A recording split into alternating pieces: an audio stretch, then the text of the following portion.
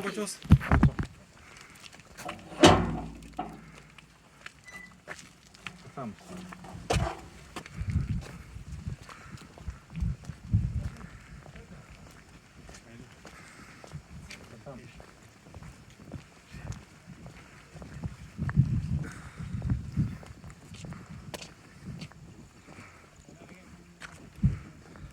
السلام علیکم ټولو کورمیول ته د مو اوس چې هم ټول ته د سلامونه ملګرو دا ګورنمنت های سیکنډري سکول منتو زه یم په دا ټولو کورمې کې دغه ښایسته بلډینګ دغه مزیدار بلډینګ به بل نه وي خو بدقسمتي به دا وي چې دا داسې ځای کې جوړ شوی دی چې نه دې دپاره دلته سټوډنټ شته دي او نه دې دپاره د ایجوکیشن ډپارټمنټ څه پالیسي هغه شته دی دې سره څنګه دلته د های سکول منتو دی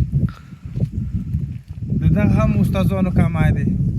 دې کې هم هغه سهولتونه چې هغه سکول دپاره ضروري هغه هم نه دي پوره او څنګه اوس دا های سیکنډري سکول هم جوړ شوی دی دې اوس نو سټاپ شته دی دې نه چوکیدار شته دی دا نو اوس پرې یو ایجوکیشن ډپارټمنټ ته حواله شوی دی حالانکه لیکلی دا چې ګورنمنت های سیکنډري سکول منتو د دا رقم ادارو جوړول دې دپاره پکار یوه منصوبه بندي وي یو سوچ وي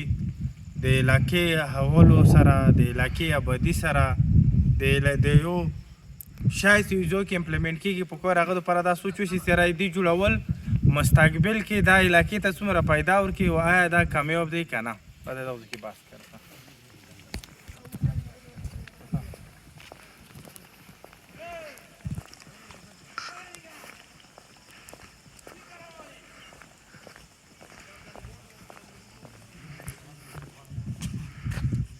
السلام علیکم ټولو ملګرو ته د سلام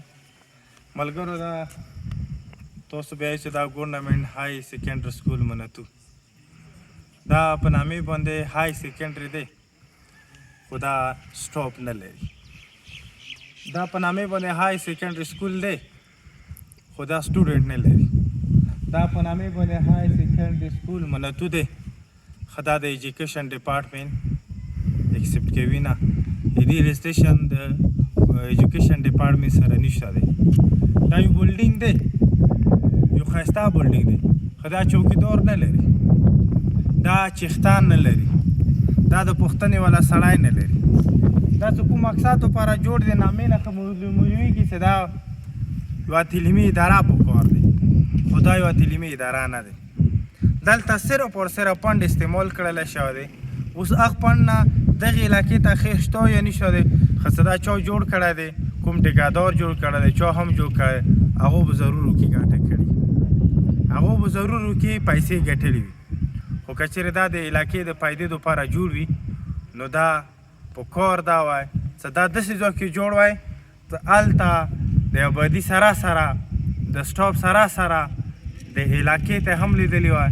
د علاقې نوعیت ته هم لیدلی وای دا های سیکنډري سکول دی و دلته څنګه کې سره دا منتو دی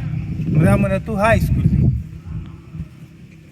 چې دغه نه دی کامیاب دې ته سټاپ کمای دی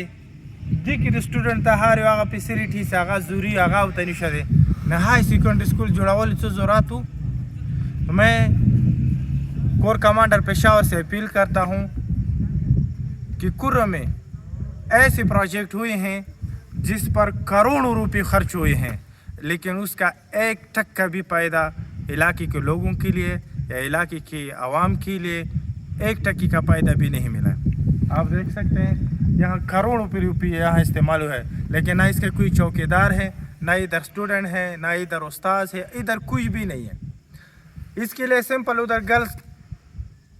اسکول تھا مناتو میں وہی وہ چھوٹے بچے یہاں اس کو شفٹ کیے ہیں وہ بھی گرلس پریم اسکول مناتو کے اور سب اس کے حالات آپ دیکھ سکتے